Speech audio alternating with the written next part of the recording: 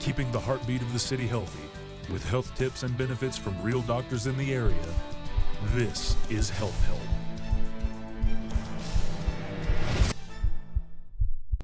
Okay, today's topic that we're going to discuss today is rabies. Rabies is an age-old disease, ancient disease that we continue to see circulate. And in particular this year, it's become more important as we've had a number of cases in Tennessee, particularly involving a number of our pets. In the central part of the state, we've had 4 dogs with documented rabies, and in the northeast region, we've had 1 case with cat rabies. Rabies is a uniformly fatal disease, particularly in humans, also in our pets.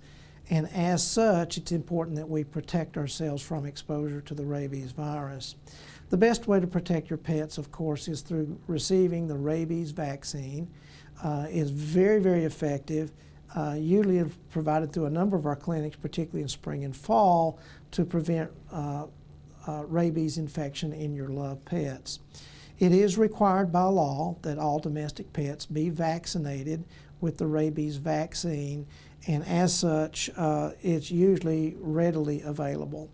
Now, once an animal becomes exposed to rabies and it has not had the vaccine, it must be placed under extensive quarantine with no human exposure, which for many of our beloved pets, that's inhuman and cruel behavior, but it's what's got to be done. Otherwise, the animal must be euthanized, particularly if they've not received their rabies vaccine.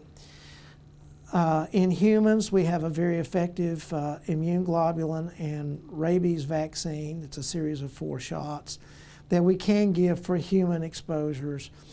Other types of exposures that carry rabies virus in our community include skunks, and we've had a number of skunk cases, raccoons, and certainly raccoons should never be considered a pet.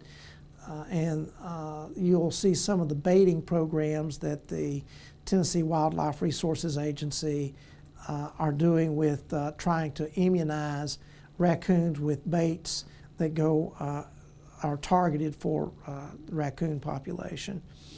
And we also see it in bats. And bats is a rather unique situation. If we see someone that has a sick bat, say in their home or sleeping quarters, particularly with a debilitated or young infant sleeping in that room, we do consider that a potential rabies exposure. Now, recognize a lot of these exposures may be relatively low risk, but with the death rate from rabies being virtually 100%, we cannot take any chance. And as such, we try to immunize and protect anyone who may have had one of these types of exposures. So the important thing is animals from nature, leave in nature, don't make them one of your pets.